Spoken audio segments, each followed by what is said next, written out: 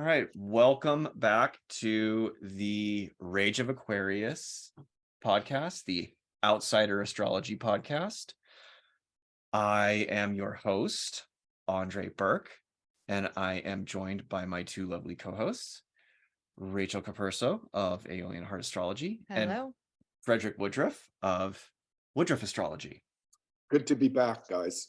It's great to have you all here. Now, for those out there in YouTube land, you may have noticed that we've taken a new approach to the production of this podcast, and that we have removed the video component because we heard the cries of the people. Pluto entered Aquarius, and we heard the cries of the people, and it turned out that our collective resting bitch face was just too much to bear.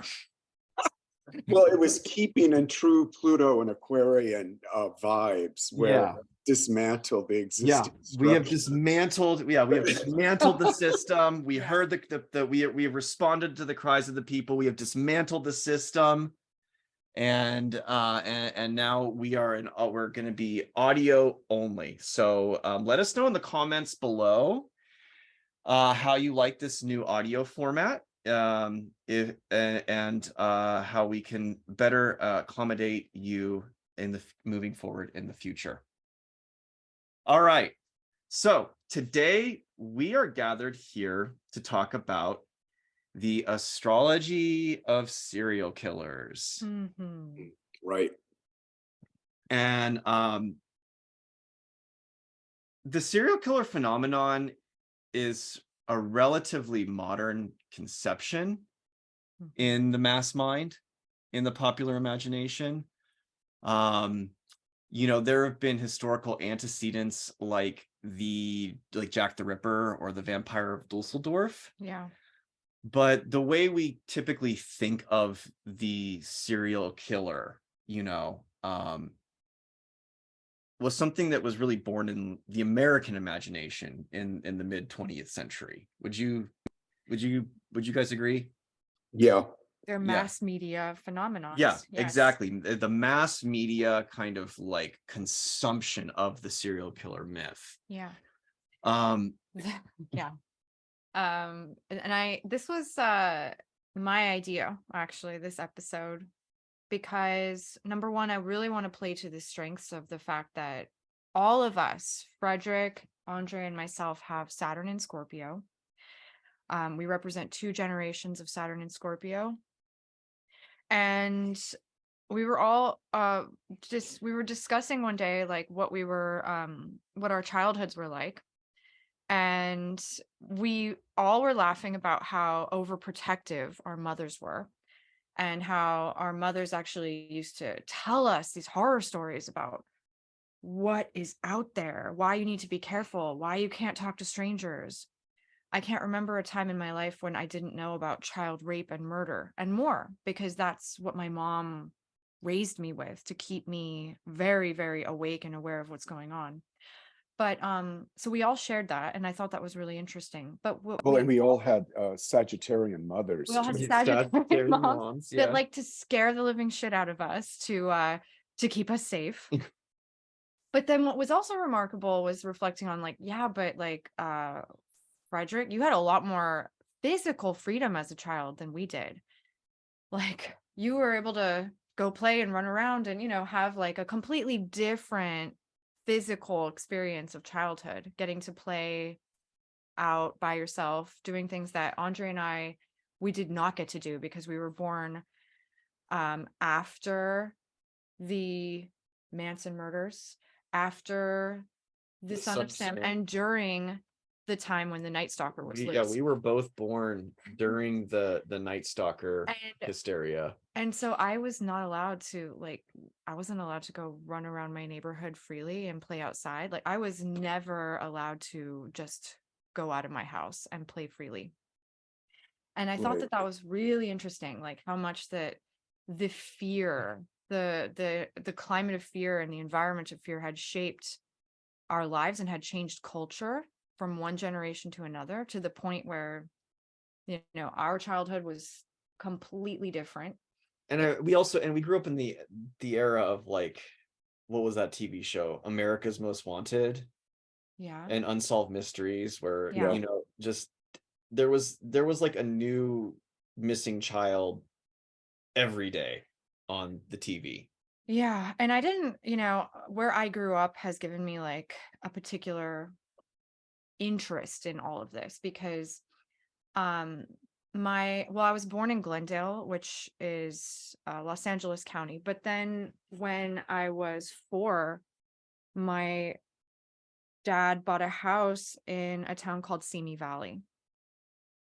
But Simi Valley, where I lived, was this very old like movie ranch land in the Santa Susana Mountains.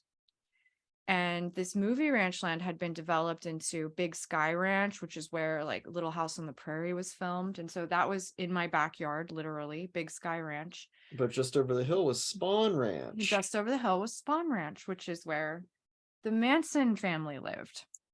And so I grew up like 3-4 miles from Spawn Ranch. And the kind of like atom bomb in the psychic atmosphere that was left from that was a part of my whole life, my whole childhood. It was such a trauma that hung in the air. And before, when I was growing up, it's actually that property's been bought by a mega church, as far as I know. That was the last I heard, and had been converted into soccer camps. But when I was growing up, that land was still vacant. Whatever buildings had been on it had burned down. I do believe the soccer camps were heavily disputed, and that land is yet to been developed. Whatever. Yeah. It doesn't matter. When I was growing up, people just used to go there and hang out. The caves, the Manson caves, were a favorite hangout spot for teenagers to go get drunk and do acid and stuff like that, which I never did because I was absolutely terrified of doing something like that. I was way too scared to go to the Manson cave, so I never did that. But that whole like atmosphere hung very heavy in my childhood, and there was a tremendous amount of trauma from that still in the people that I was growing up around. And I have a lot of stories that I can connect with that, but my interest in understanding how such horrible things can happen, number one, and number two, like how it actually was used through the media to create this myth of fear. That's what I really am interested in talking about today. So all right, yeah, that's how I'm personally connected to the Manson murders. all right. Yeah, I grew up right there. Didn't your mom have a friend who punched Squeaky in the face once too? Of course. I mean, like I said, I grew up right Yeah. there. So I know all kinds of people that knew of them and were around there. And, none of it was good. It was really hard, edgy, like, biker gang kind of stories, like Yeah. that's what they sound like. Most of those stories are like, they're just biker gang stories until Yeah.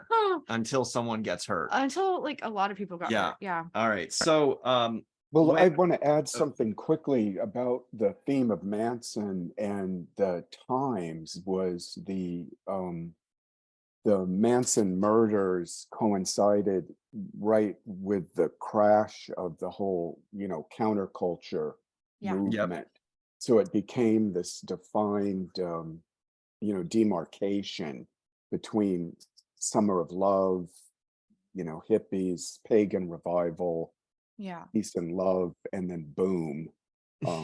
Yeah, I remember as a kid when that popped on the TV, it was just like this, shadow fell over the entire culture and changed everything up for sure. Yeah. That's what everybody says, yeah. And it was after that, like my mom had moved. My mom was living in Southern California at that time, and everyone was scared, Yeah. everyone was Yeah. scared. It was wasn't fun definitely, anymore. it was a punctuation mark to the era. So yeah, and I feel like since then, the Manson family and everything that went down, it becomes just something that's always compared to every other horrific media frenzy that's associated with mayhem and murder. So it's sort of the the place that we wanted to begin, just because that's where Yeah. I began. You know, I grew up. Well, the reason why we're beginning there, if you guys are ready to dive in to the murky waters of the Scorpion. Yeah. So Yep. when I started to look at the astrology of serial killers, I personally just wanted to avoid, looking at Ted Bundy's natal chart and trying to figure out, how such a nice guy could be capable of such horrible crimes. I think that's we been all done, agree as well that you can't explain this kind of thing just by reading someone's natal chart. So I more wanted to look at what was going on culturally at the time. Yeah. And for me, like the culture, I mean, for most people who have, a basic to intermediary understanding of astrology, when you want to look at cultural indicators, you look at the transpersonals. And what I found was that the three transpersonals, that's Uranus, Neptune, and Pluto, each were making transits through Scorpio during huge developments in the serial killer history, we'll say, the first starting with Neptune into Scorpio in 1957. Neptune entered Scorpio in 1956, but then quickly retrograded back into Libra. And then it was in August of 57 that he moved into Scorpio and he stayed there. And it was a few months later in November of 1957 that Ed Gein was arrested.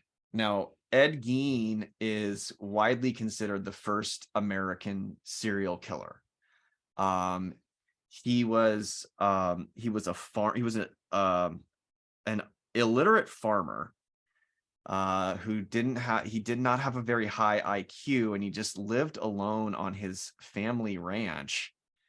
And it was on the morning of November 16th that a hardware store owner named Bernice Warden went missing.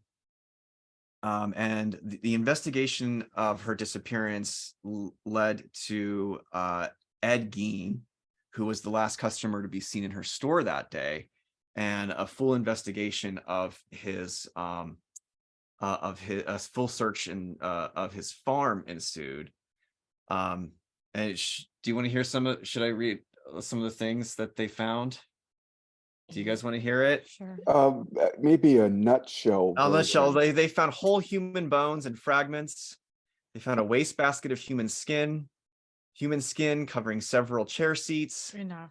etc. It's very meticulously. And Gein was a Virgo too, and everything was very meticulously cut and laid out. And this was right after Neptune entered Scorpio. So we have America's first serial killer, and Ed Gein ended up being the inspiration for Norman Bates in Psycho. So Right. that's really where, that is where the serial killer and his relationship to mass media, that kind of art imitating life imitating art cycle began. So the icon of the psycho. Yeah. That we know and hate Which today. I would add that Psycho completely revolutionized cinema. Absolutely. I mean, in so many scorpionic ways. I mean, even things as simple as, like, it was the first time on cinema you saw a toilet. Yeah. That was shot, Hitchcock shot in the bathroom, of course, for the shower murder. But yeah, that film completely changed the chessboard for Hollywood productions and whatnot. Yeah, absolutely. I mean, it laid the foundation for the entire slasher film genre, like Texas Chainsaw Massacre, Halloween. John Carpenter even cast Jamie Lee Curtis in Halloween because she was Jennifer. Because of her mom. Yeah, Janet Leigh's daughter. Right. So Whoa.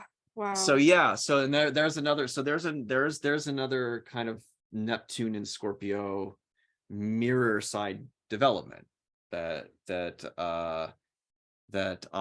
the serial killer became emblematized cinematic icon on cinema, like only a few years later too. Like it was, this Mhm. was only a few years later. So then, because Neptune is associated with myth and fantasy and the collective dream, the collective delusion.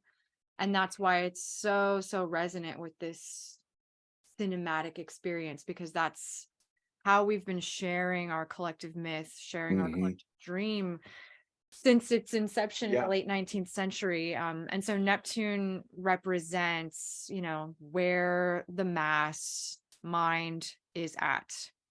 And it's really toxic, obviously, because it's at once reflecting where we're at, but at another level, it's always trying to impose many things upon the collective mind that we can be very resentful of. But that is, I think, a moment where, you said life imitates art, art imitates life. Yeah. Art imitated the life, truly. Like, Ed Gein came first. Yeah. You can't say that he saw a violent film and became this. He was this, and the violent film was born from him. Really scary. So he was taking women's bodies apart and using them for materials. Yes.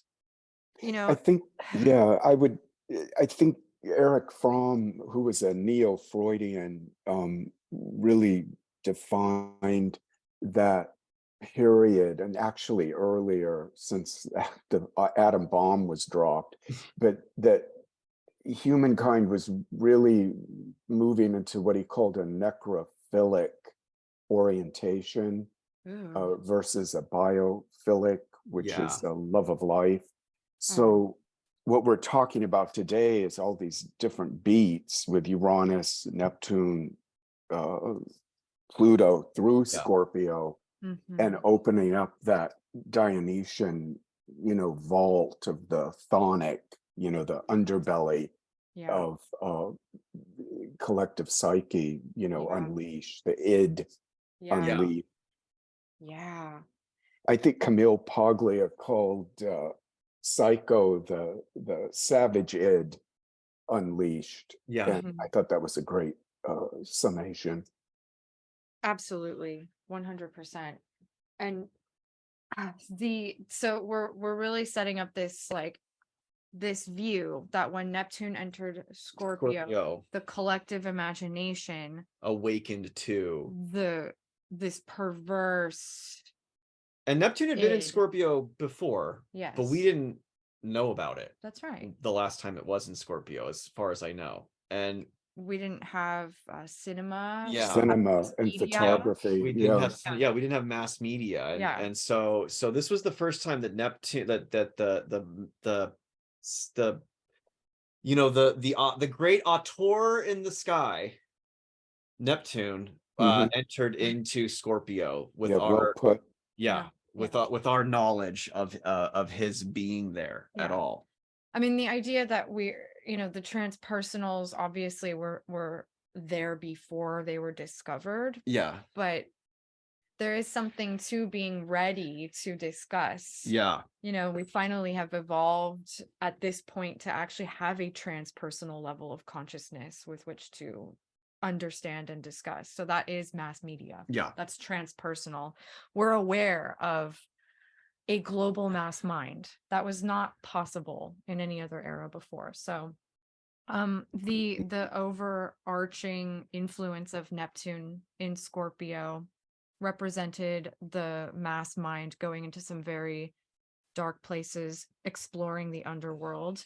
Some of it very creative, very fertile. It's not all bad, but of course we're focusing on like this particular phenomenon of a psychotic, murdering, psychopath, iconic murder psychopath. The Iconic necrophilic. psychopath. Necrophilic. Necrophilic. So so Neptune transits Scorpio throughout the entirety of the 60s. Yeah. And that could also be read, in terms of the Witchcraft, drugs, psychedelics, all of the things yeah. all of the things that the counterculture is known for. Absolutely. This ravenous lust to explore the darkest recesses, The sexual revolution. the sexual revolution. So that's kind of Neptune in Scorpio on the surface. But then the final years of Neptune in Scorpio, Neptune finally left Scorpio in 1970. And in 1969, August 8th, 1969, the Lionsgate, as the New Agers like to call it, which was also the day that Disneyland apparently opened the Haunted Mansion. It's true. It's true. On the same day that Disneyland opened the Haunted Mansion, the Tate LaBianca murders were committed. The Manson family's notorious murdering of the actress Sharon Tate and her entourage while her husband Roman Polanski was on a film shoot in London. And then a few days later, the savage murdering of the heir to a local grocery chain. And this is the one that I think you guys are going to have to reel me back a little bit in case my takes get a little too schizo. But this is the one that really, like, as Fred said earlier, like, it was the bombshell. Like, this really was just completely, it was the record scratch that just completely brought an end to an era and really just infected the psyche, the collective psyche in this way that nothing really up to that point ever had. Nobody had seen anything so terrible, like so ghoulish and grisly happen. Nobody could even conceive of it. It poisoned the well. It poisoned the well. This transpersonal collective imagination was completely poisoned. And yeah, as everybody who lived through that time recalls, it seemed to just close everything like a book slam. That whole era was over. I don't think I can't necessarily say that because I lived through the pandemic, but I haven't lived through anything that was quite such a record scratch, Well, you think about how out of bounds the whole counterculture movement had progressed, and it was just grinding against traditional motifs and standards. And I mean I always tell people that don't know much about it, because there's quite a few younger people that they think of hippies or this and that they heard about, but it was outstandingly outrageous that the counterculture movement, that a hybrid that it just like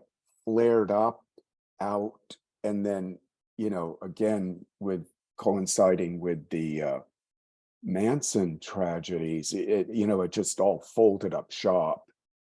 And then boom, that was just sort of like a memory, because then fear entered the picture, whereas there'd been all this kind of freedom and outrageous self-expression and whatnot. So if the whole counterculture thing was built so much on like pagan revival within the culture, which for a Christian nation was outrageous. So it makes sense that it would flip, or the pendulum would swing, and then suddenly the shadow side of the movement would appear, the exact opposite of I think John Lennon said it's always the people that go in for peace and love that are the most violent. And I think, that was kind of personified at that time with those killings. But I think, Andre, from what you've shared when we were discussing things earlier, Yeah. you have a whole other Yeah. Well, okay. So kind of talk about, would you call it a conspiracy mindset that got into that, or? Yeah, I mean, the official narrative on the Manson case was that, and you got to help me out here, because they were committing, helter skelter was this kind of like mass ritual sacrifice to quicken the race riots, the race riots. Yeah, right. Yeah, and then they were gonna emerge from the hole of the devil, or the pit of hell, like some underground kingdom, and rule the world. Yeah. And rise to rule. Yeah. Rule America. Yeah, rise to rule America. And it was gonna, it's a dumb story. That's the official narrative. Now, in 2019, a journalist by the name of Tom O'Neill published a book called Chaos, the Charles Manson, the CIA, and the Secret History of the 1960s, in which he... Well, I was going to say, the official story is also that Charles Manson was an extremely powerful man who had all of these people completely under his control. And it was all him. He was in charge. Cult leader, yeah. He was a cult leader. He had all of these dark powers, these dark, demonic, mysterious powers to control these minions that he had in the form of the Manson girls and Tex. But that was the official story. Yeah, and Manson he'd spent over half of his life up to this point in penitentiaries, learning the skills of the criminal underground. He was reputed to have been a pimp at one time, and a car thief. So he understood methods of mind, he was a manipulative man. Yeah, he was a manipulative man. He was a Scorpio. Yeah, he was He's an extremely manipulative criminal. Yeah, for sure. And it was also while he was incarcerated, he was known to have read volumes of self-help manuals, and including the how to win friends and influence people, and Dianetics. So he was one of these, he was into that 60s current, that Neptune in Scorpio 60s current of mind expansion and transcendental philosophies and magic and mysticism and stuff, So yeah, this was the official narrative, was that Manson was a cult leader. Yes, some kind of self-made Svengali sorcerer. Who was just pulling the strings of his minions. Yes. And that was the narrative that the criminal prosecutor Vincent Bugliosi convicted him on. He outlined that in his book, his 1974 book, Helter Skelter. This remains the best-selling true crime book of all time.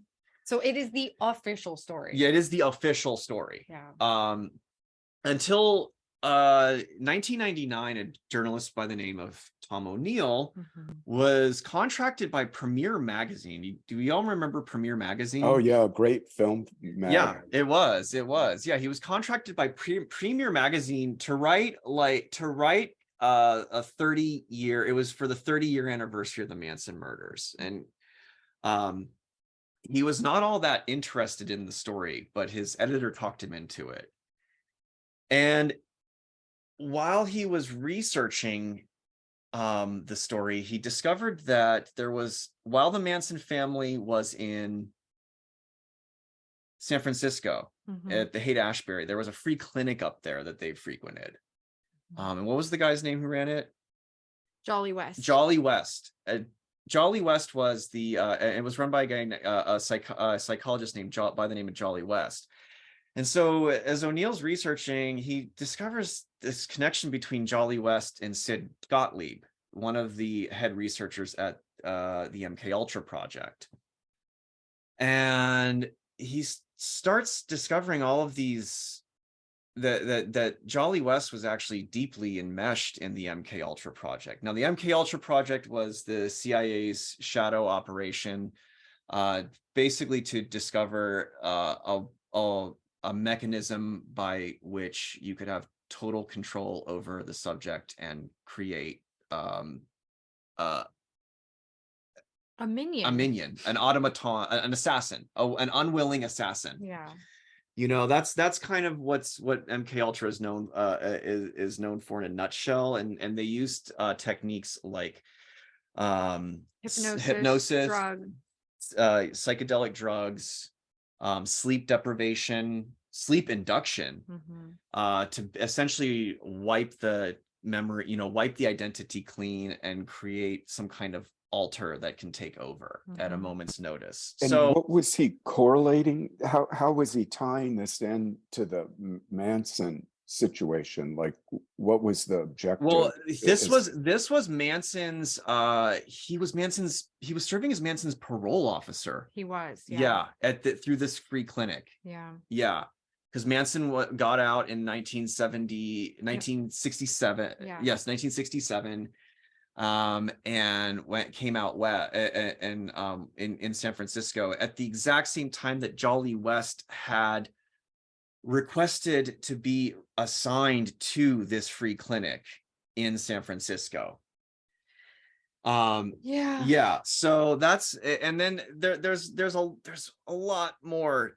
I mean, there's a lot more webs of intrigue from there, but basically what O'Neill ended up losing the contract at Premiere Magazine because he started going so deep into the rabbit hole. It became a book, and it ended up being 20 years of research. And he finally released it in 2019. It's called in a book called Chaos.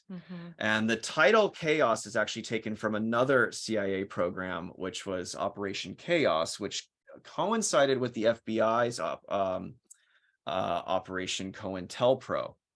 And both of these were designed to create discord and dismantle the counterculture movement, what they saw as a threat to like the fabric of American society in the anti-war movement, and particularly the anti-war movement.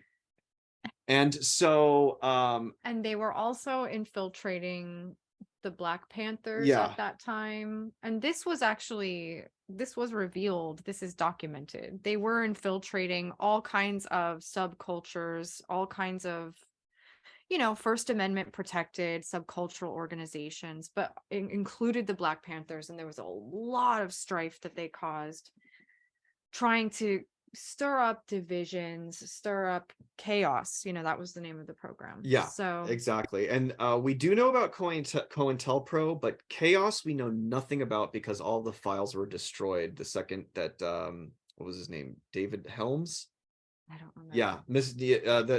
The acting director of the CIA left in 1974. So there's not a lot known about the Chaos program. So O'Neill's speculation, and because I really want to differentiate him from being a conspiracy theorist, because he actually is a traditional journalist who did spend 20 years researching this, and he fully admits that everything in this book is pure speculation, and what he's hoping to do with this text is inspire future journalists to dig deeper and into the official narrative. Is that the Manson murders were the result of some kind of collaboration between the COINTELPRO and MK Ultra and Chaos to discredit and cause discord between the leftist movements, to basically, like as we have roundly noted that it just created an end to the counterculture. Yeah. And like I said, it's not, it is conspiracy, but I would call it more speculative because he is, a professional journalist who understands that none of these claims can fully be substantiated, But what we can be sure of is that, very adept propagandists are aware of how they're using this story and these images to manipulate the collective imagination in a particular way, which is to be afraid of everything that the counterculture represents and more. I mean, it had profound effects on, the way like I said, I was allowed to live when I was growing up. Yeah. So it modified our behavior. It modified our behavior a lot. And it created a boogeyman, right? Yeah, absolutely. Somebody to have as the worst possible person in America, or the worst possible thing that can happen. Yeah. Is them.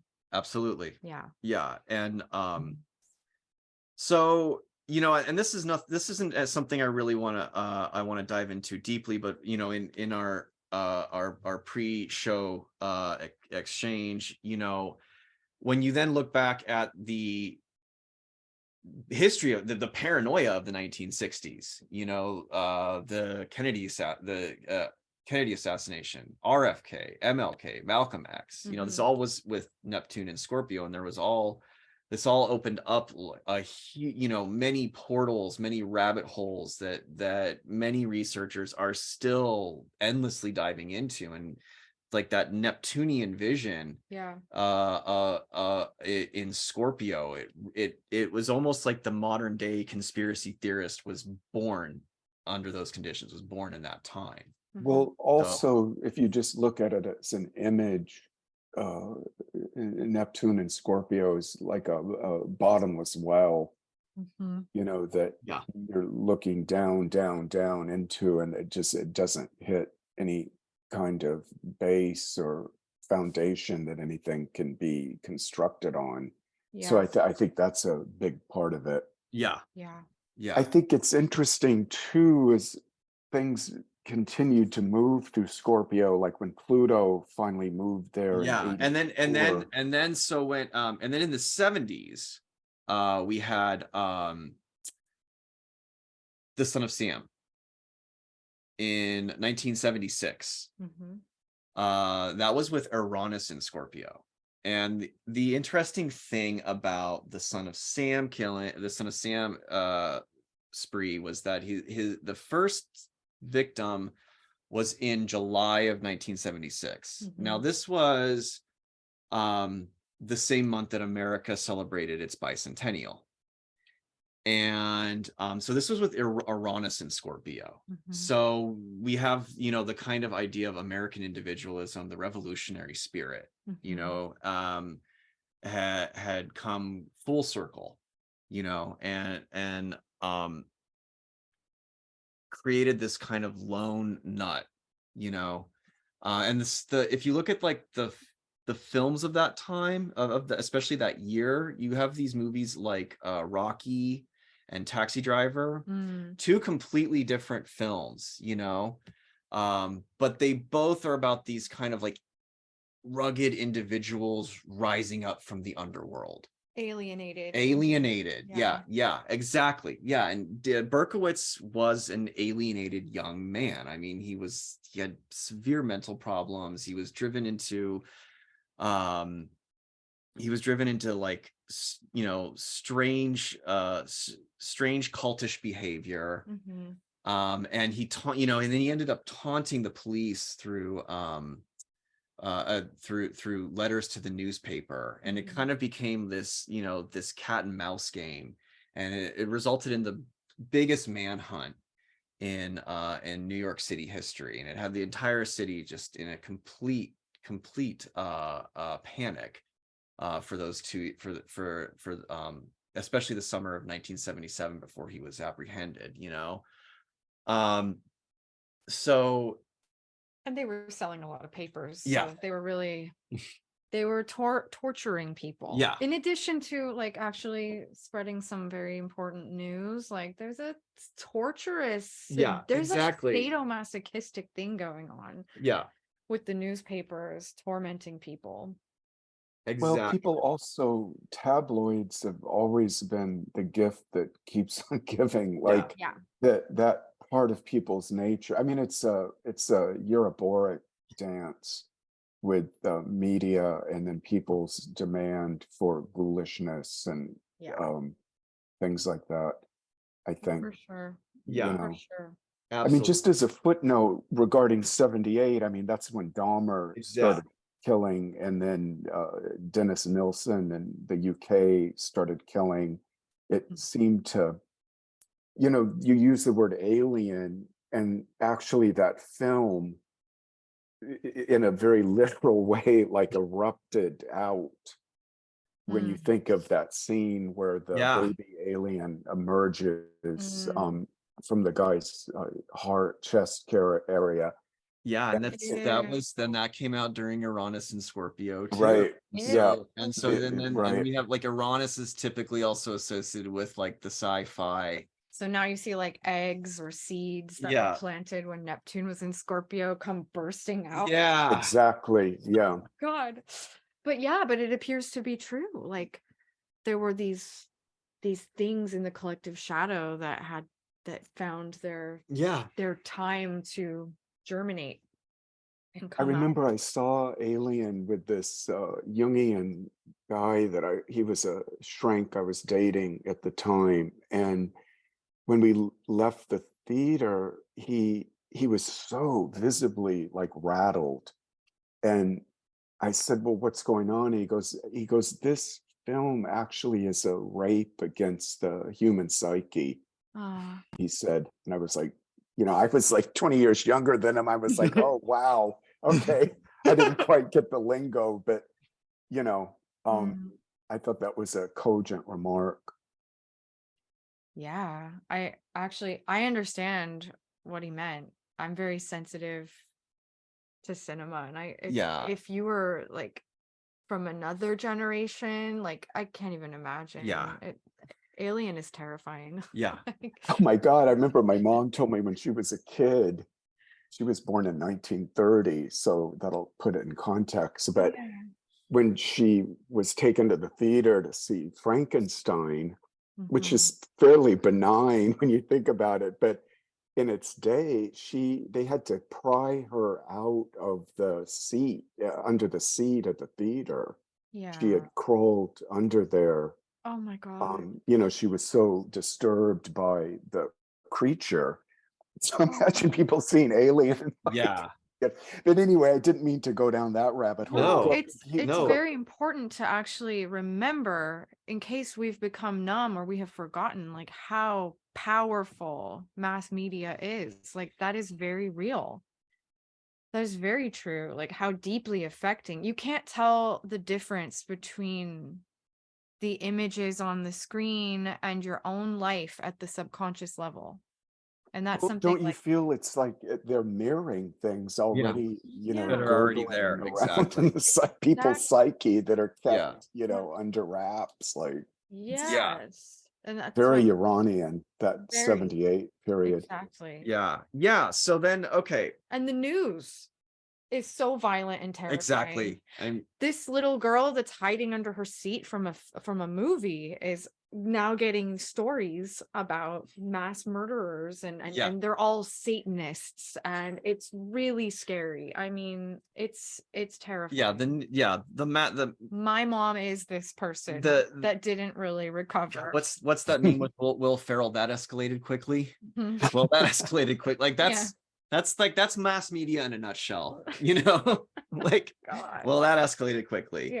And then it did escalate quickly in 1984 when Pluto entered Scorpio. Right. And we were born. And that's when Rachel and I were born. That's when the Richard Ramirez hit the scene. That's when we got the Night Stalker. Once again, right here in Southern California, where I was. And my mom was again. But And think about, before you go on, Andre, just to put it in another light too, like all those transits prior, Uranus, Neptune through Scorpio sort of laid this foundation that became literalized, when AIDS exploded in '84 with yeah, Pluto going into Scorpio. Then it was biological horror. yeah. Mm. So this acceleration through there, I would just say, but go ahead. Yeah, it's like Neptune tilled the soil, Uranus planted the seed, Germinated the seeds. and then Pluto gave birth. Pluto came to reap what had been sown, Oh my God, yeah. And so I'm gonna wrap up here I'm gonna start wrapping up here on part one. So what I'll just leave with on the Pluto and Scorpio end of things was that Ramirez was he was like a poster child of the satanic panic movement. He was a heavy metal fan who dedicated all of his slayings to Satan, and it again was able to feed that mass mind, that hysteria that had been that was endemic of that era. Yeah, that whole satanic theme was just off the chain, I remember, because it started with like childhood satanic abuse, and then suddenly people like Roseanne Barr were having memories that had been repressed were erupting, and about sex abuse at home. And then it all shifted to like daycare centers where kids were being satanically ritualized through, it just could not get unlodged from the collective's imagination. And landing on kids, kind of the most innocent parts of a culture. I just remember, because I was older by that time, I just thought it was absolutely nuts, what was going on there, the hysteria. Well, I can't prove or deny. I have no idea, but I do feel like there's something in the unconscious that's trying to process. There's something going on that's really wrong, that's trying to find harmony. I would agree, especially like from a, I guess, statistical level, when you come to understand how many people as kids, suffered different forms of often sex abuse. Yeah. You know, when Freud went into all of that back in his day, he, had opened the lid, and then all of that was spilling out, and he assumed it was people's, fantasies. He just couldn't grok that there would be this constant kind of incestuous or sexual abuse in the nuclear families. Right. But I think that's what you're maybe alluding to. Well, yeah, I mean, for Coming sure. out and, There's like absolutely. But there's also, having been a child at that time, I'm feeling like there was some sort of psychic sense, a collective psychic sense that like it was really wrong for children to be sat in front of televisions that way and advertised to. Like, for example, your friend or the man that said that Alien was the rape of his psyche. right. That was the average kids commercial when I was growing up. I legitimately remember feeling like kids commercials had raped my psyche because I was very sensitive and they were using such heavy-handed manipulative tactics, and I could feel it, and it was visceral and horrifying. I recall this very well before I went numb to it. but I was a very awake and aware, very sensitive child who's talked a lot about what I was experiencing. So I did my best to like, you know, express my fear and dismay. The way that like we were so exposed to this psychological abuse, I would say, through mass media alone. I mean, that's one level of it that everybody's experiencing. And you know, it's against the grain of what, you know, someone like Mr. Rogers, who was very aware of the danger that children were in through this kind of manipulative programming. And he tried to, you know, he created a little world where kids were protected from that, but that was not the way of the world. That was not how most people felt. Most people, just from a consumerist perspective, are looking at kids as consumers you want to get as soon as possible. Get in there as quickly as you can. Yeah. Get in there and get your program in quickly so that you can get them for life. Addicted to whatever. This is everything from stuff you're going to buy to stuff you're going to believe, you know? And so I feel like, yes, there actually is sexual abuse going on in this world. And there's probably satanic ritual abuse going on in this world too. But I feel like, why was it showing up in that transpersonal way? And why was it so felt? Why was it so believable? Why was it so a part of that cultural current, Pluto and Scorpio? I think at some level, it was the collective trying to work out what was actually being done symbolically and subtly, but And very viscerally too. you Like, also had like the parents of those children were kids during the Manson murders, where you know yeah, they were coming of age during the Manson murders, during the Son of Sam, and they're like it was like a Freudian return of the repressed. yeah.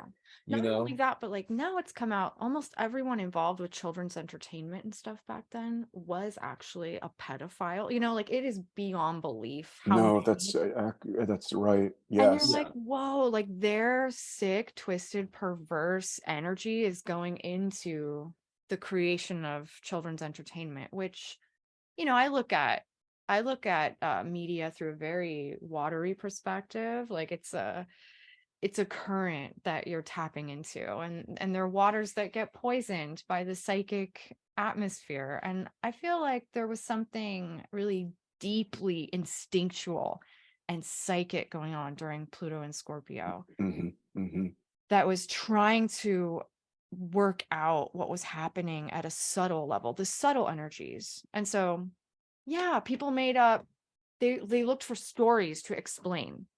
And maybe some of those stories were true. Maybe some of those stories were not true. We can never tell in the mass hysteria. You know, it's really confusing. The truth blurs into hysteria.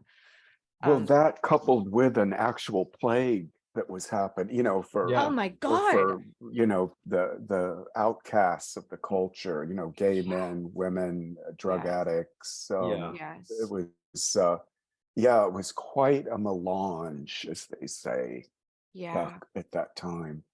Well, Yeah. Andre, do you want, is there, did Yeah. we miss anything? So, Do you want no, we really to? didn't. So I'm gonna wrap up part one just with some closing thoughts before we're gonna hand the baton over to Frederick to talk about his dance with Dahmer. Oh yeah.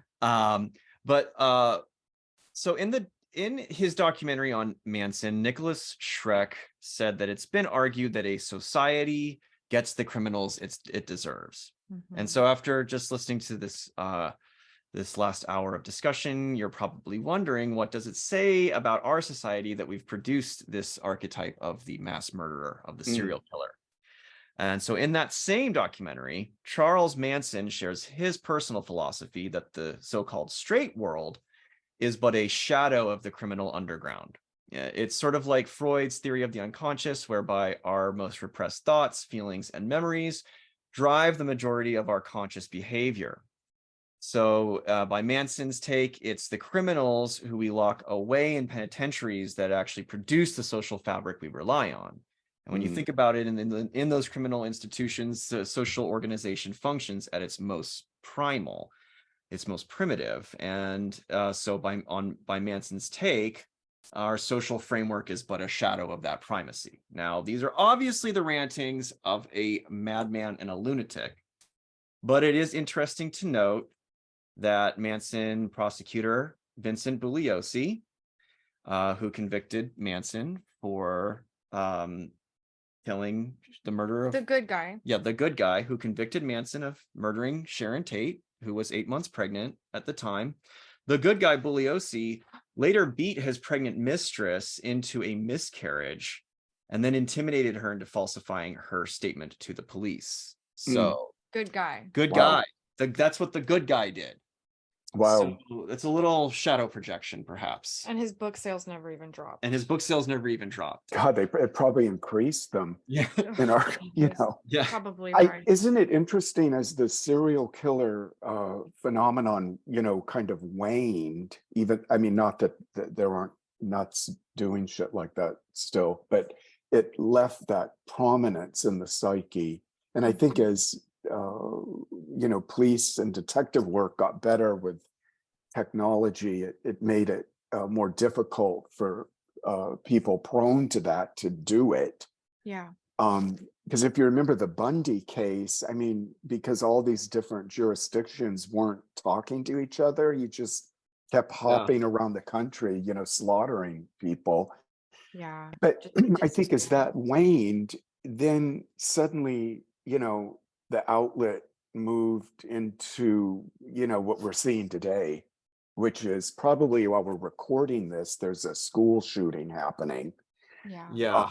So it you know, it Well, just that very much like that ties in because I mean, and that really started with Columbine. Yeah.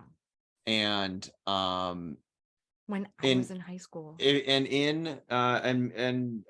Marilyn Manson makes a very similar point to what we just made, where, you know, after Columbine, everybody wanted to blame him because they found his CDs in their CD books. They found Marilyn Manson CDs in the kids' rooms. But you know, if you recall in the documentary Bowling for Columbine, Marilyn Manson points out, why wasn't anybody trying to blame the Clinton administration for who did they drop bombs on that day? Was it Bosnia?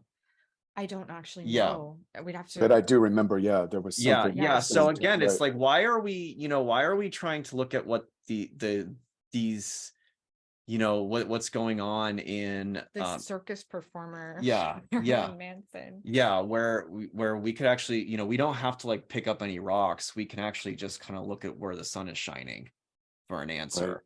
Right. You know? And I think with that, we can take a break.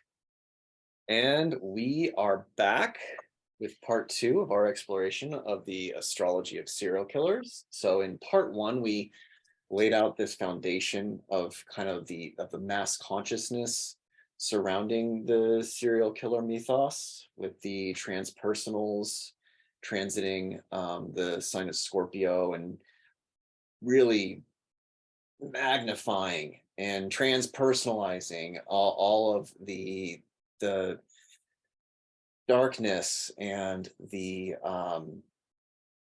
appetites, The unconscious that's represented in that realm. And now we're actually going to zero in on a specific serial killer that Frederick has been doing a lot of investigation into,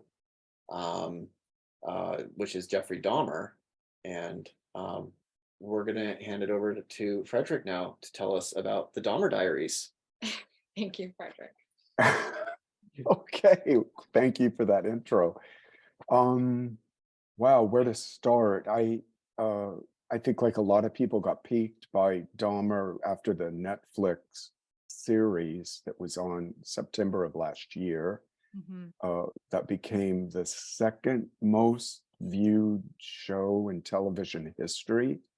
So obviously our tabloid desire for serial killers hasn't abated. I'll just say quickly, I started out with the idea for the book in a nonfiction way, and then I immediately abandoned that. I felt everything had already been written through, you know, psychiatric reports and different journalistic efforts from reporters. So I decided to do a book that was more of like a waking dream. And it really, I chose that mode because that's actually how Dahmer really moved through his life, was in this kind of place, I guess you could say was in the underworld of his psyche. And as a Gemini, he was very apt at having two distinct persona. Wow. Yeah, so the more I sank into it, the first thing I did was create a Substack called Dahmer Diaries. And what I wanted to do was kind of document my process of writing the book as a way to kind of ground myself. And pretty much that's how it started. Yeah. And then been at it now for about 7 months and just finishing it up, going into second draft, which will be a lot quicker. And hope to have the book out probably into the summer, I'm guessing.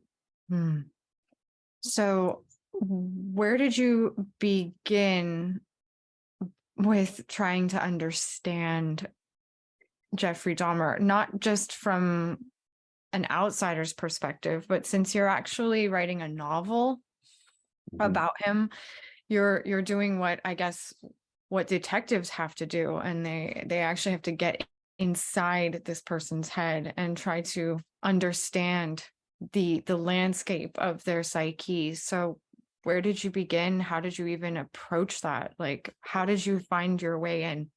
Well, like you can imagine, his horoscope, his birth chart, really gives a lay of the land. And I'm not going to deep dive into that. I just posted on the Dahmer Diaries the other day a piece talking about his kind of multifaceted, parts of himself. And that really became difficult to like set into a narrative. Like what kind of a character this person would show up as far as dealing with the protagonist of the book, who becomes romantically involved with him. But short answer would be, through his chart. Yeah. And I felt that gave me insights that other people had missed, especially the shrinks that I think he had 7, 8 different interviews with different psychologists or psychiatrists after he was incarcerated.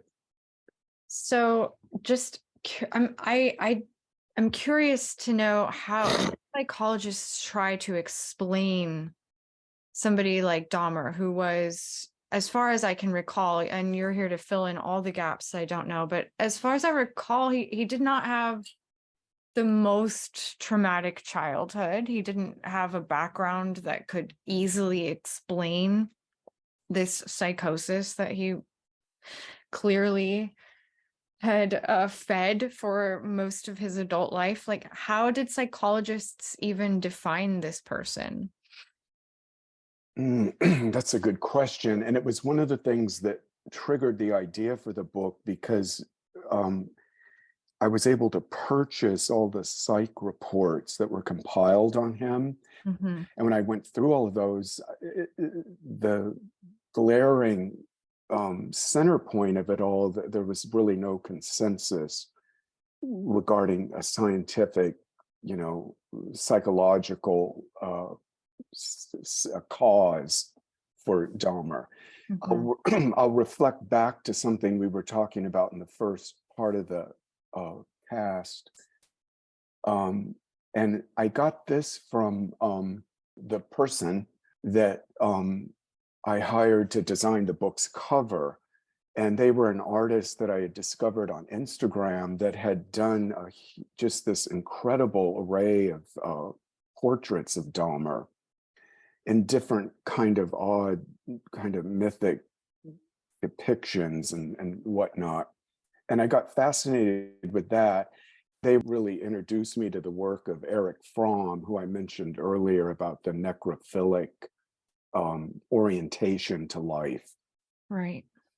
And anybody that looks at Dahmer from childhood to his time of capture, he really rode the necrophilic,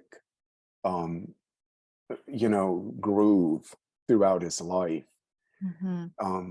And there's nothing really perverse about the necrophilic, because people that are scientists or forensic people or whatever often delve into that side of life, and it can accomplish some creative things.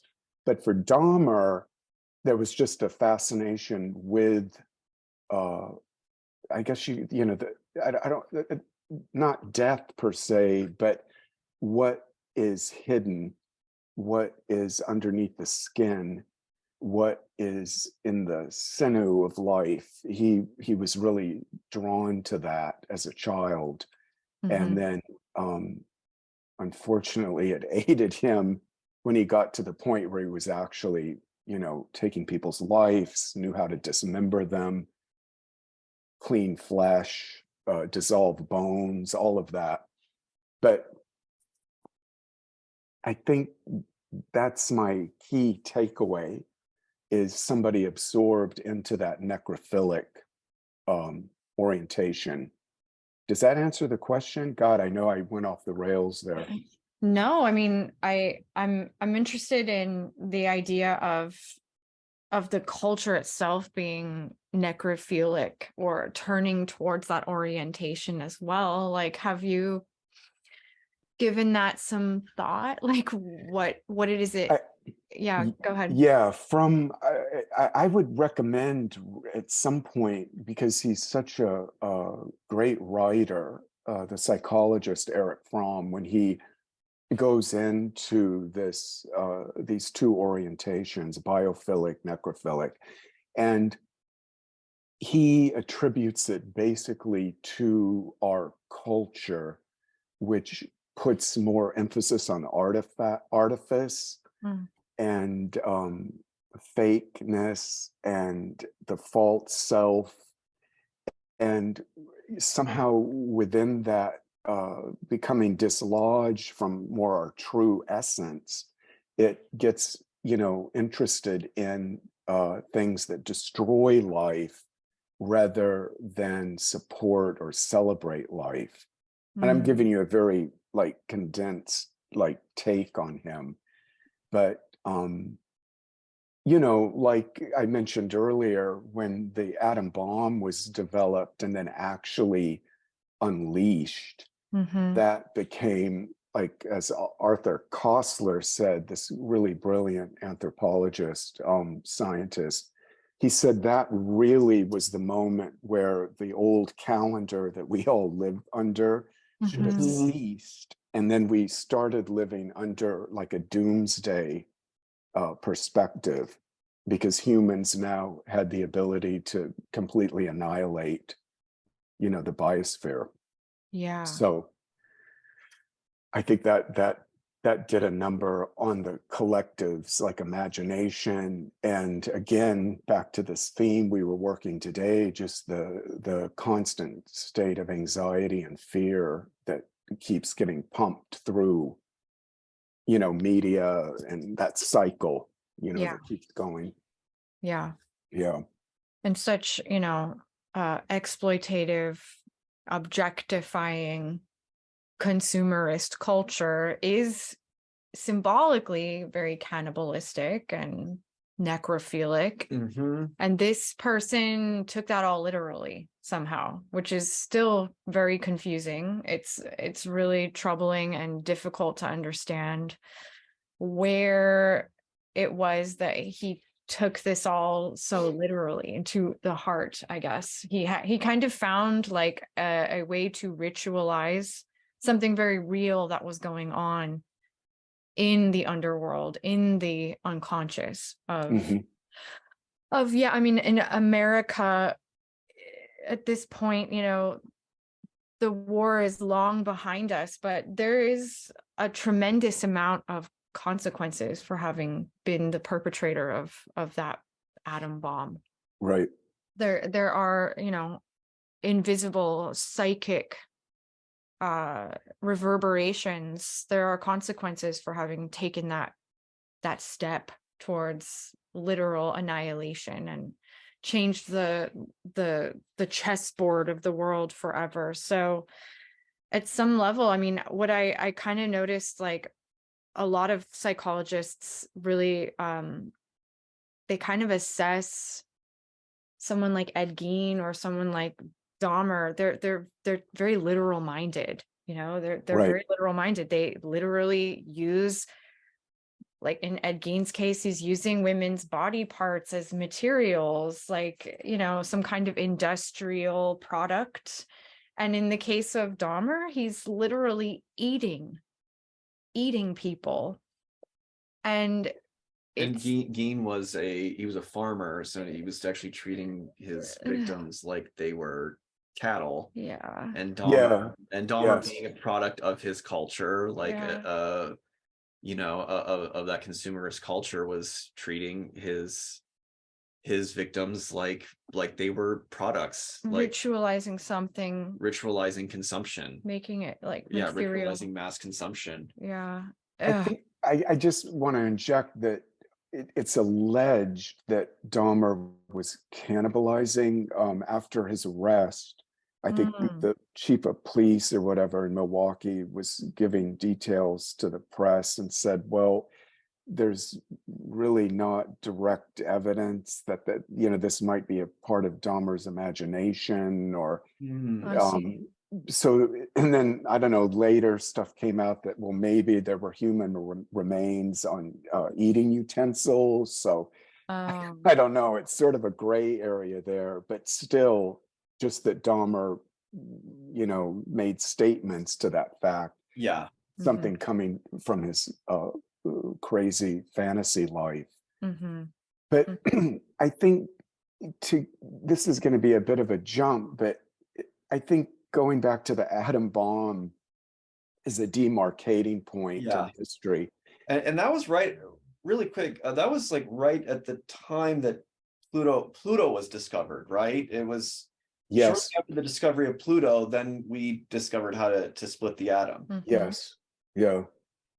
But I think my point I was going to make here metaphorically was that Dahmer had some kind of an equivalent of an atom bomb go off in his psyche when he created his, when he created, what's the word I'm looking for, where he killed his first victim, which was, he was right out of high school. He was 18, had just graduated.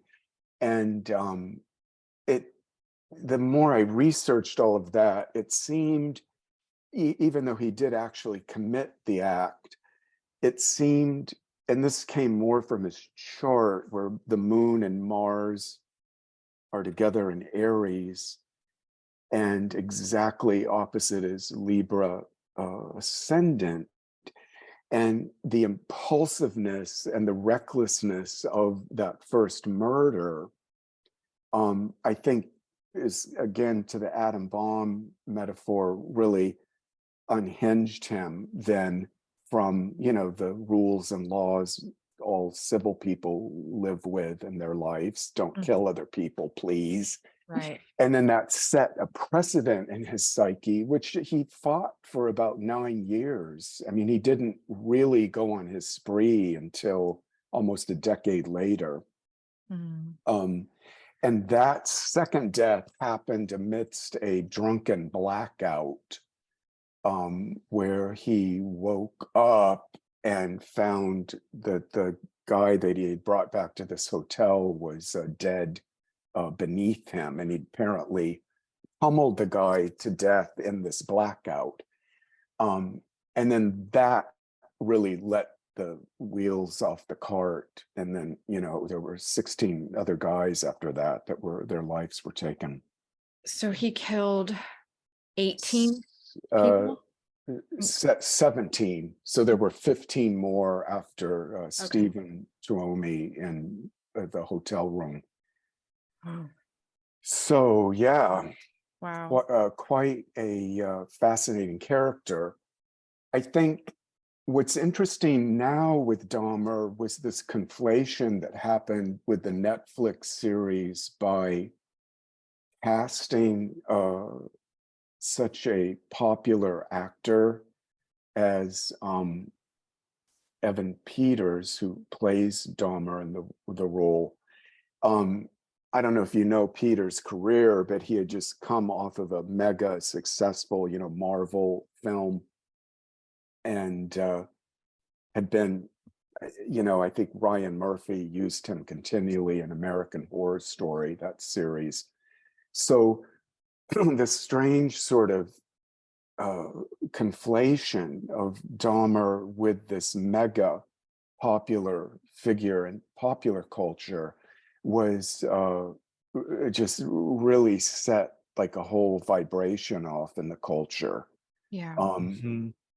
When I started researching, I was just blown away on places like Reddit and Twitter and Discord. There's just this incredible amount of Dahmer fandom.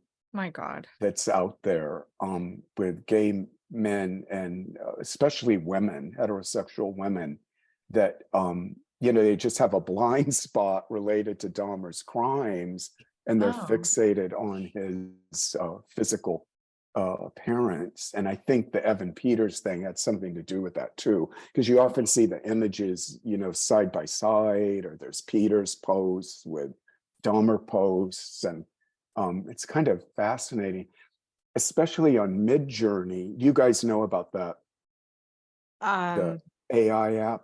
Oh, yes, yes. And just these endless stream of Dahmer creations in Midjourney, where he's done as like Cary Grant or, just, Jesus, Dahmer, Dahmer as a Catholic saint. It's pretty wacko. Wow. Sure. Wow. And yet, the Netflix show being totally mainstream and very popular, like this is actually not uncommon at all. It's not just dark subreddit corners. It's not just the underworld anymore. This is very, very mainstream. To glamorize, we'll say, glamorize an icon of mass murder. And I mean, I have been aware of the sort of the type of people that become fans of serial killers. Like, I have definitely heard of that before. I sort of knew somebody like that when I was growing up. Right. In Simi Valley, next to the Manson caves. I knew a girl in high school that was definitely heading in that direction. She was still a kid, so let's hope that she grew out of it. But I definitely saw a little bit of that, and I can't say that I fully understand it. That was just going to be my question. Like, what was your take on, like what was happening? Or well, I mean, in my opinion at the time was that this was a traumatic response to her own like history of abuse had numbed her. She had so much trauma that there was something that she was trying to work out. And I think by sort of valorizing and glamorizing this sickness, I think she was trying to feel something that she couldn't feel. Well, there's an actual psychological term for this. It's called hybristophilia, which has to do with people that have like a sexual or romantic deviation involving, their interest in, killers or people that commit crimes. Oh, yeah. So there's that, it's a whole like substrata of people that are out there, and I guess it's considered, I don't know if it's in the DMS or whatever, but there's a term for it for sure. Yeah. And Dahmer wasn't the only one that had like fangirls, right? Oh God, no. Ted Bundy. Oh my God, yeah, and Ramirez, yeah. There's Ramirez too, yeah.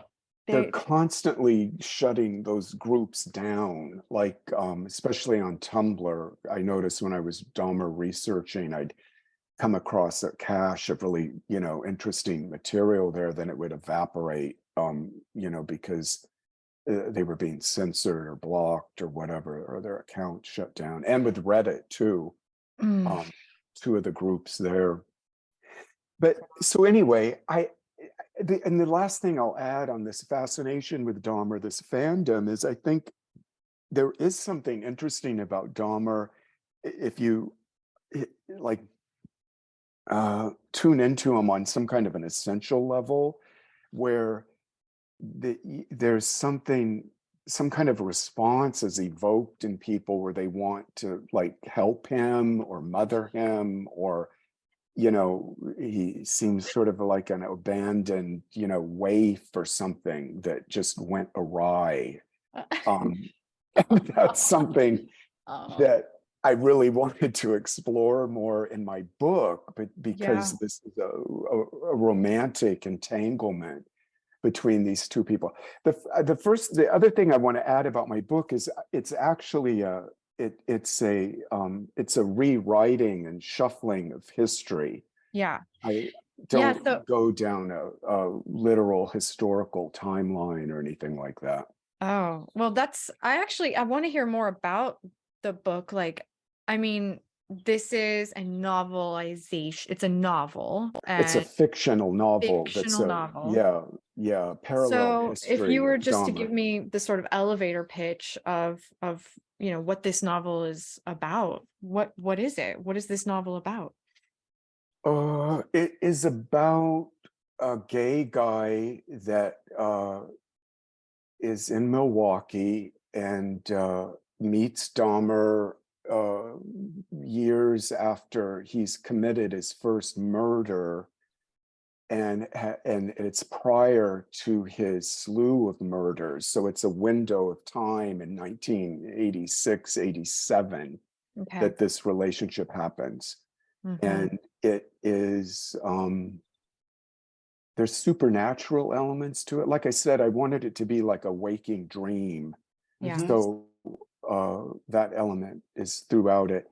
And I don't want to give away the conclusion, because it's sort of the I guess the nut of the book.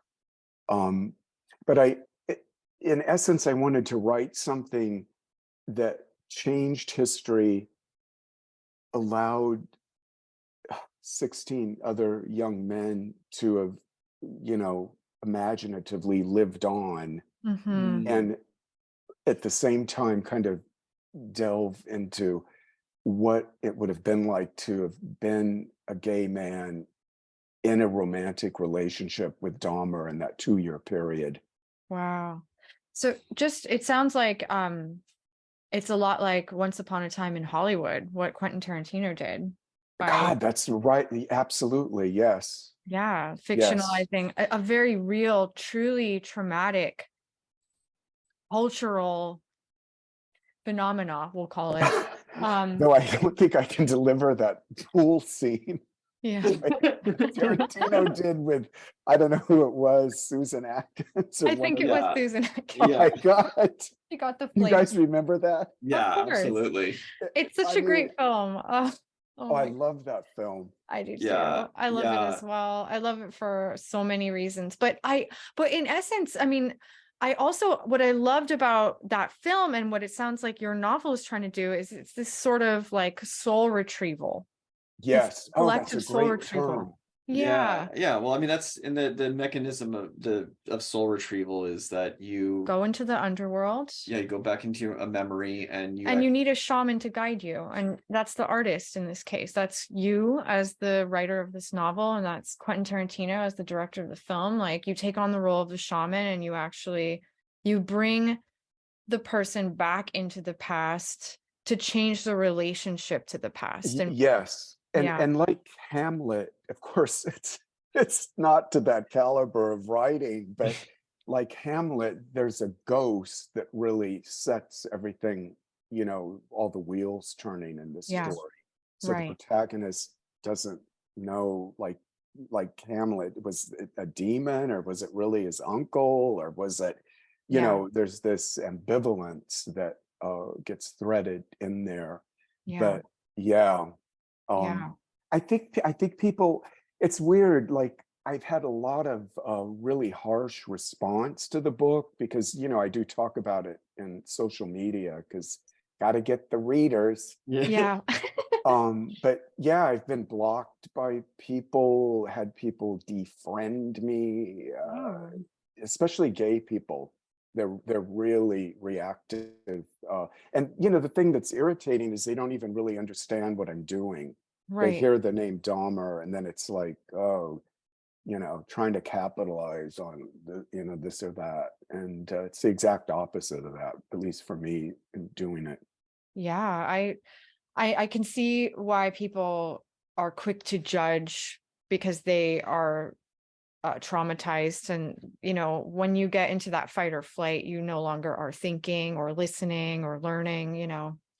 It's an unfortunate trigger response that people would naturally have with names, with situations like this, you know, and it's really sad. But I know you personally, Frederick, and when you said you were writing this book, I had a trigger response, but it wasn't towards you at all. I was actually like, wow, that's a lot to take on as a writer. Like, I can't believe you're actually willing to go into that person's world. I can't believe you're willing to meditate on that and swim in that for so long.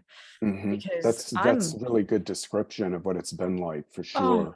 God, yeah, like I can only dip my toes in the pool and then I jump out. I can't do that. But the why are you doing that? Well, number one, you know, you're an artist. You can do whatever you want. Number one, that's absolutely true. But I really love this concept of trying to heal the wounded psyche, heal the past, change the relationship to the past. That's what art is here for. And, you know, mass media is one narrative that's going on, but there's folk knowledge, there's the way that we are weaving the tapestry of our own collective narrative from the ground up as well. So Yes, it's out of time. You're right. And like Oscar Wilde said, the artist is free to express everything. And that's always been my guiding sort of clarion call, you know, through this.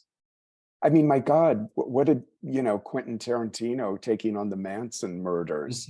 Like, you know, of course he had the cachet where he could say, well, fuck you. I'm, you know, don't care. I'm doing this. But, you know, it's something of that similar ilk, for sure.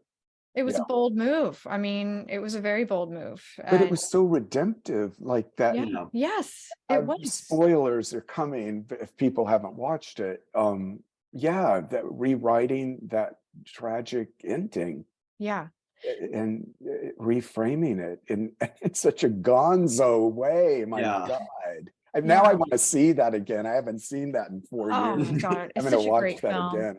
Such a great film. And also you can, in the scenes of Spawn Ranch, that's actually Spawn Ranch. Those are the hills that I grew up in. If those are the Santa Susana Mountains that I looked out of my window at every day as a child. So that is so wild. It was very, it was literally healing for me to hear the story retold. And it's also scorpionic to actually experience the transmutation.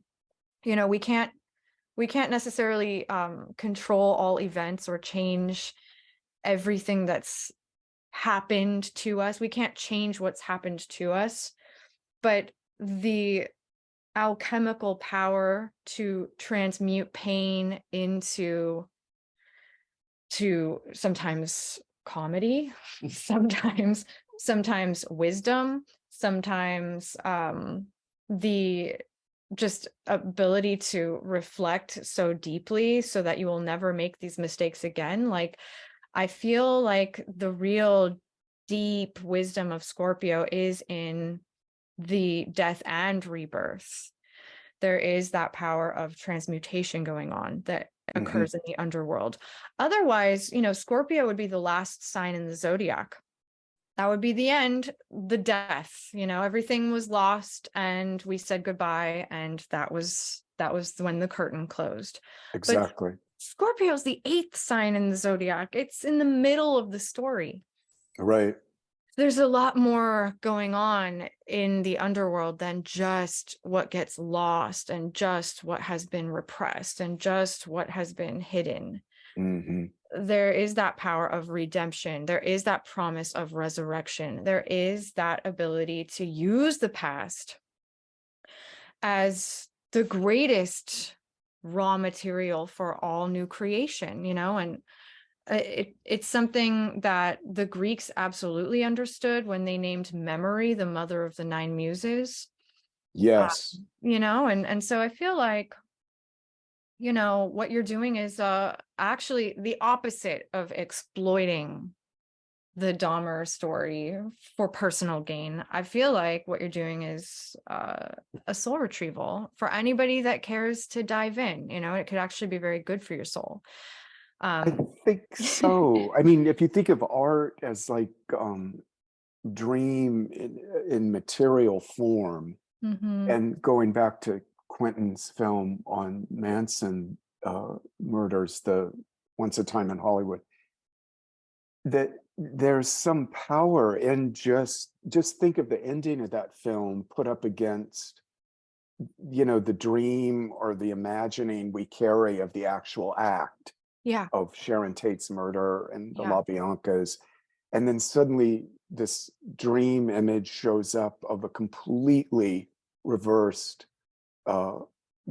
conclusion.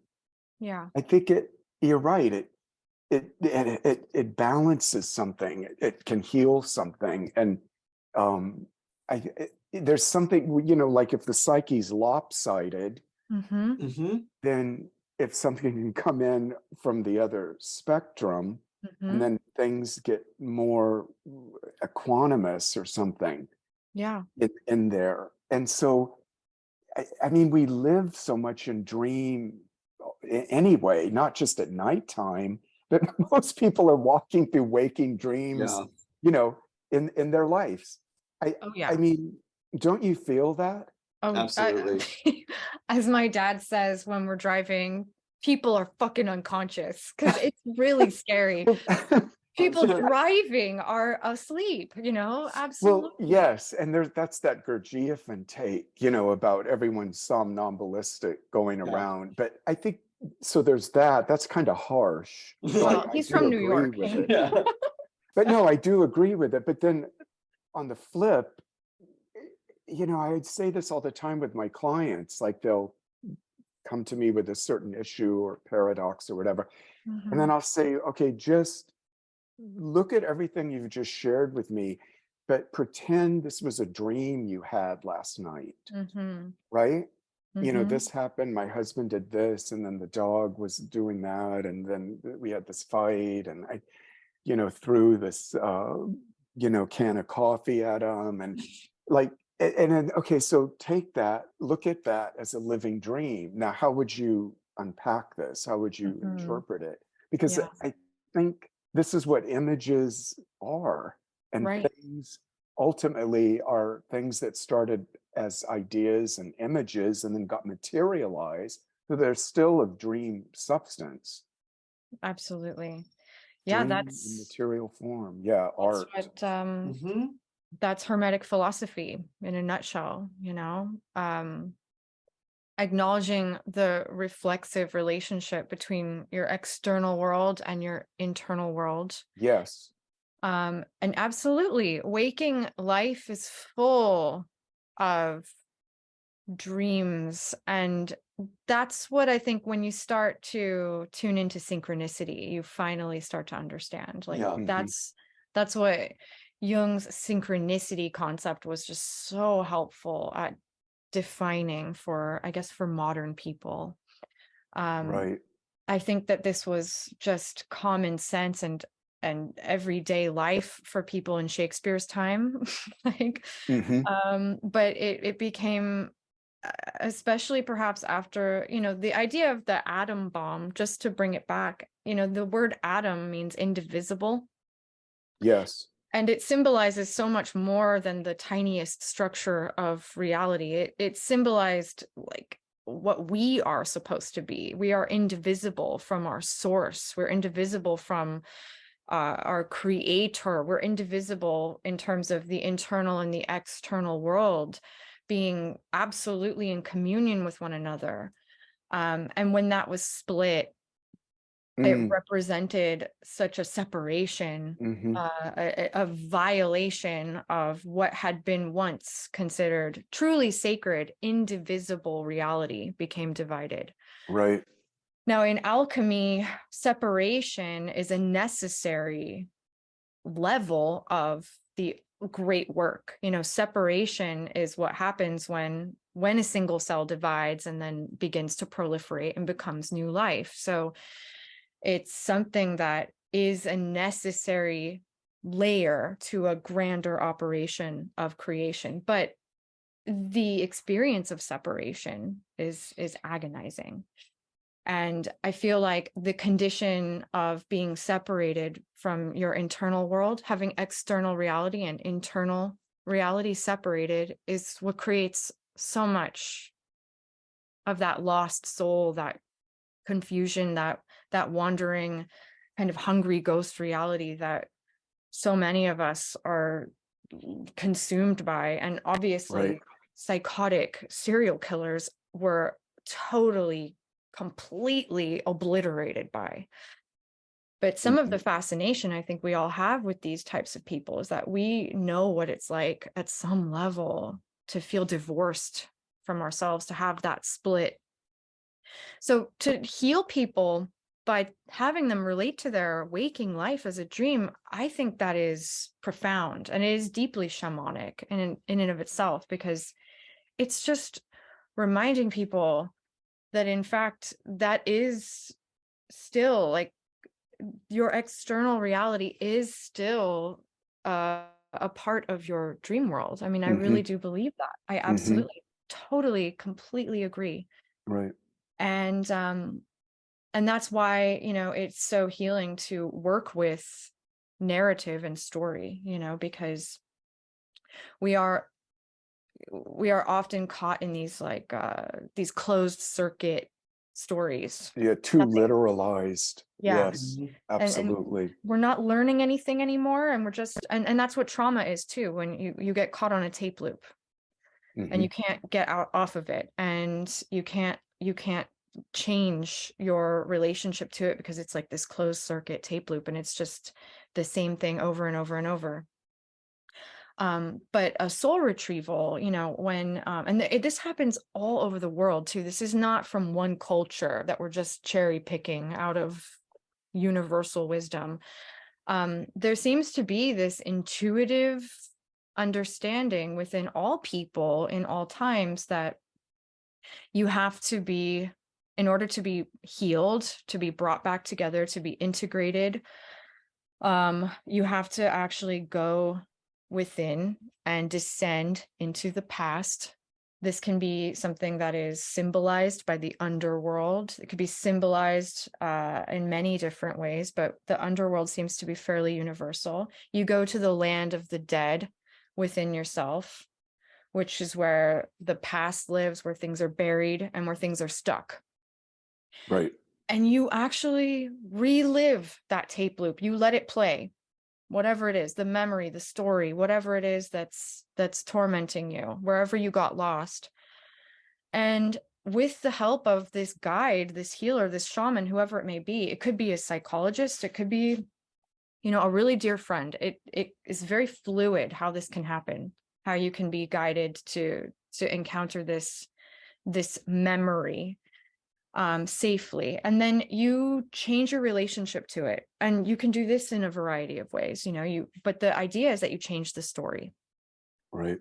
You recognize what happened, and then you recognize your power to see it differently.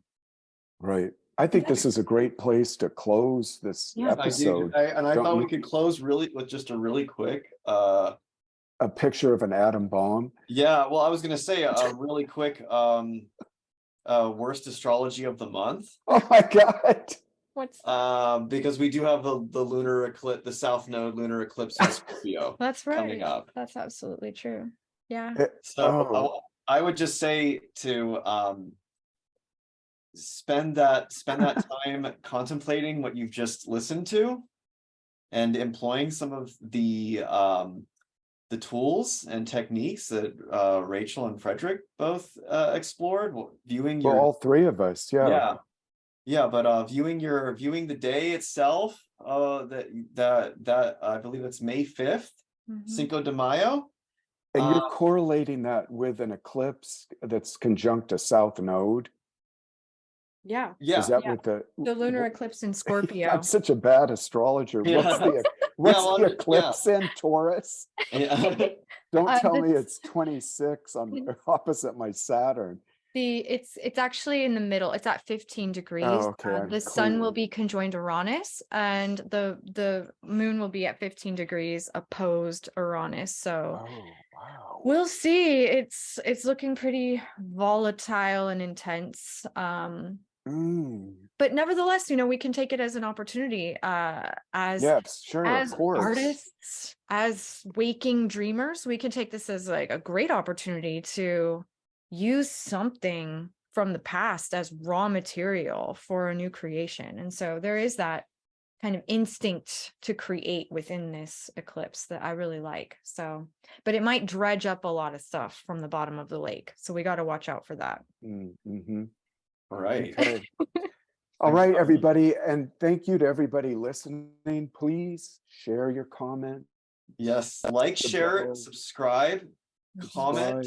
And yes. Hit the bell button. Lastly, really quick, Frederick, when is your book going to be done? When will it be up? I think I'm aiming, well, the cover's getting worked on now, so I'm guesstimating into summer. I'll have that, out. It's only going to be sold hard copy. It won't be an ebook.